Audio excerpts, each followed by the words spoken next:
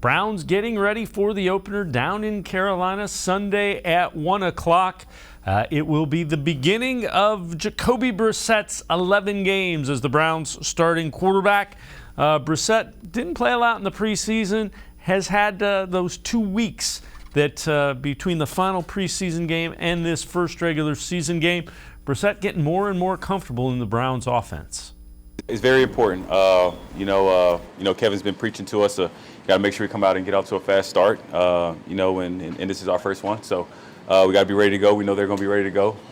I think everybody's emotions will be high because it is the first game of the season.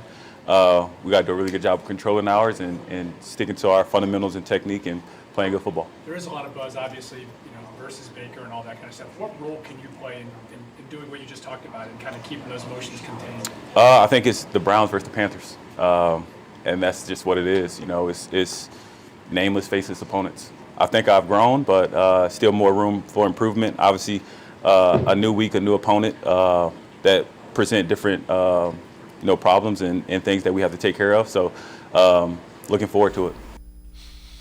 Let's welcome in Tim Bielik from the Plain Dealer as well as cleveland.com. Tim, Jacoby Brissett, first start for the Browns.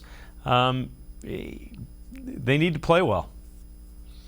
Yeah, no question about it. And not just he needs to play well. He needs the rest of his team to really play well, particularly the running game with the offensive line in front of Jacoby Brissett, with Nick Chubb and Kareem Hunt. Those two haven't played in the preseason. And I think that's the big thing I think people need to kind of remember from, Jacoby Brissett in that third preseason game. I know he threw a lot, didn't look great, but I think we had to remember that he threw a ton in the first half of the preseason game, probably as much as you're going to see him throw on an average game. And I feel like that's part of me believes that's by design, just to get him used to passing reps, used to throwing in live reps in the structure of the offense.